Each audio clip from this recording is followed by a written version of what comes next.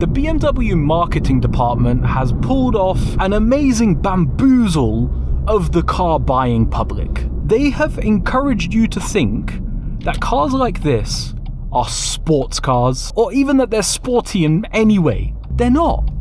They're just really nice luxury cars with a limited slip diff. This car does not drive sporty. It drives dead solid and stable and luxurious. God damn. I don't even want to make this video.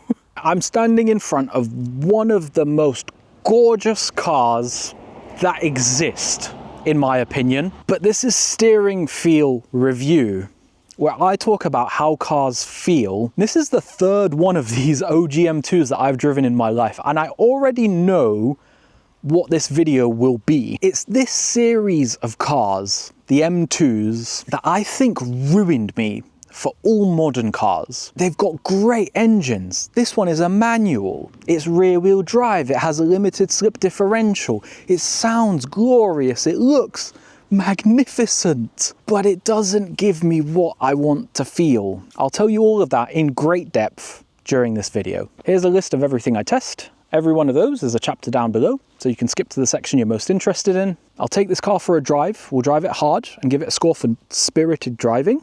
And then I'll drive it gently and give it a score for normal driving too. This one's entirely original. It's got a bit of a fast road alignment, but I don't think it's that far out of spec. This car has a wheelbase of 2,693 millimeters. The steering rack ratio is 15:1. The spec can never tell you how a car feels.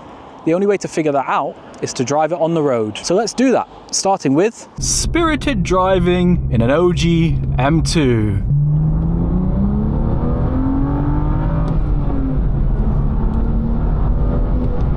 N55 engine never gets old, especially with a manual. Oh, this is not. 2 corners is all it took me to remember exactly why I will never again buy a modern BMW. I have never and will never like modern BMW steering. That engine, man. Pulls right to red line as well. Absolutely glorious. Such a great noise, such a great amount of power, and honestly, somewhat terrifying lack of communication. Let me hit my favorite corner a bit harder, make sure I'm doing it justice. I'll trail the brakes in a touch. I did reach the limit of grip on the front there.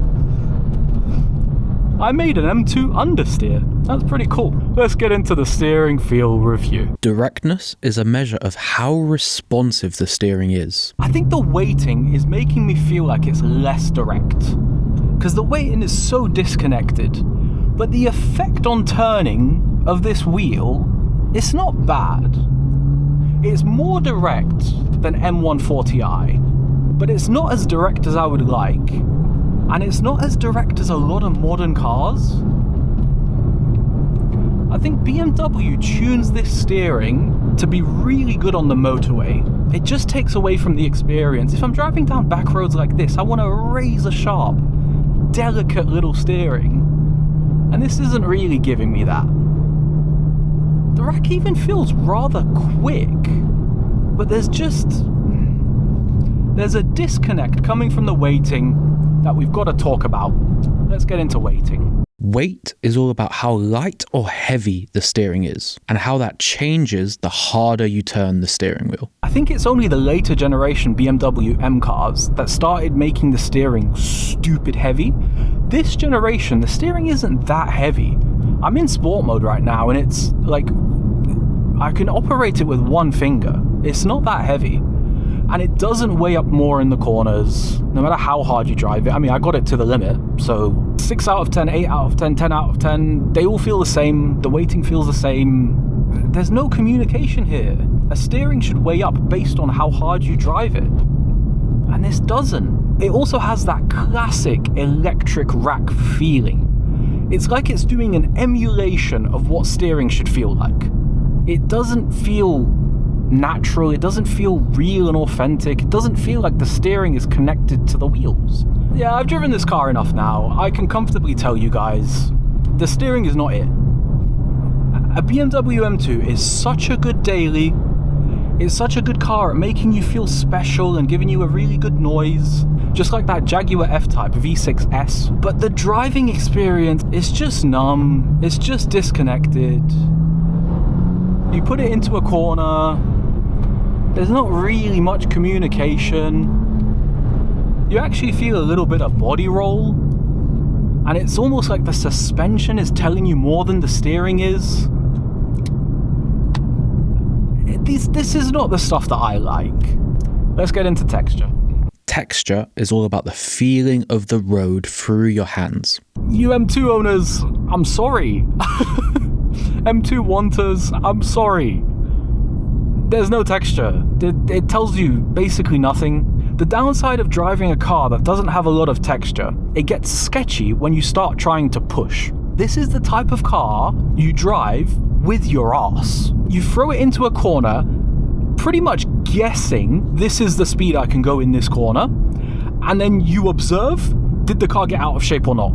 And then the next corner, you add a couple mile an hour and you go again until you get the car out of shape. And then you just learn by feeling it out, because it's the chassis that is communicating, but the chassis can only tell you information once it's at the limit. So you got to get this car to the limit to learn anything. Cars with excellent texture will pre-warn you before you're anywhere near the limit. They'll start telling you, ooh, this is not a good idea. They'll start giving you feedback that you can feel that the tires are not happy. In this car's case, it's like a bad girlfriend or partner. They're keeping you at arm's length. They don't want to let you in. Let me in, M2. Let's talk about normal driving. OG M2 on the motorway. I'm not even going to downshift. I'm going to roll into throttle in 6th gear and let that N55 do its work. The torque. Slightly boomy, this M Performance exhaust, even in comfort mode that I'm now back in. The motorway manners of a BMW are elite, unlike almost any other car. Just fantastic. Road holding and confidence and stability. It's just lovely.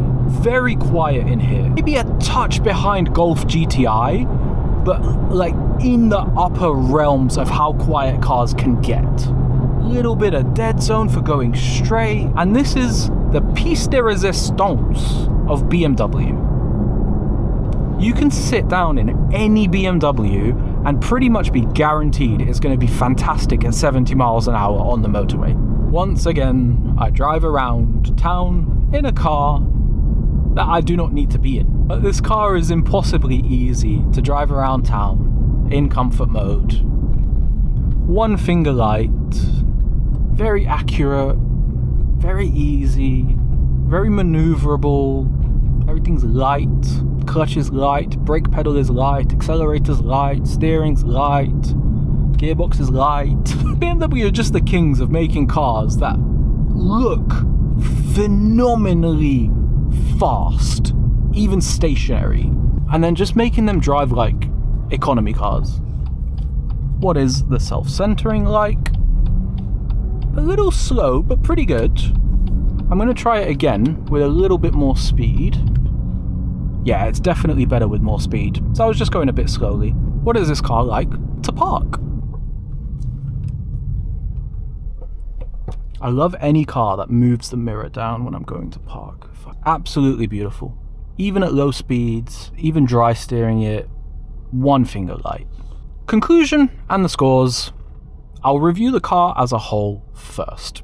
Don't buy M2 if you think you're getting a sports car. If you want a car to go to mountain roads and toge passes and back roads like I did today, and think you're going to really enjoy driving.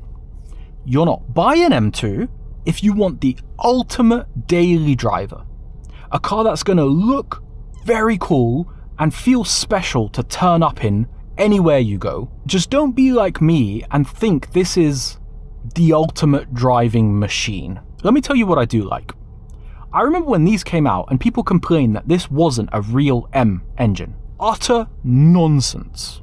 This is one of the best engines BMW has ever put in a car. And I've driven a lot of fucking BMWs. It pulls right to red line, it's got great power, I love it. I think it's fantastic. It's a bit more power than you can really exploit on the road, but it's an excellent engine. This gearbox, just like the M140i I drove, is an overachiever. People call these rubbery and I have no idea what the fuck they're talking about. Listen to this. That's awesome. Fantastic feeling gearbox. Much better than you would expect for BMW and for all the bad press that this gearbox has gotten. It does feel identical to M140i and 240i and 235i and 135i. They're all the same. We're going to get into how similar things feel. As many modern BMW interiors are, is great. It feels nice, it's very comfortable, the materials feel good, everything's soft, the tech is good, you can get low enough in these seats. The reach to the pedals is nice, the reach to the steering wheel is good, and it's a great vibe driving around in something that looks this stunning. Okay, what about the steering? For spirited driving, this is a 4 out of 10. It's a touch more direct than M140i, but the weighting and texture is exactly the same. For normal driving, the score is 8.5. Modern BMW feels a certain way on a motorway that you don't get in a lot of cars. They just feel awesome to cover distance, and they're nice around town, and they're easy to park and maneuver. They're just great. YouTube really wants you to watch this video next, but I think you should watch the steering feel review playlist. The Jaguar F-Type V6S is a great comparison to this car because I actually think it feels and steers very similarly. But if you want to get an idea of how I think cars should actually steer, watch my BMW Z3 video. My name's Mick, I drive cars. Peace.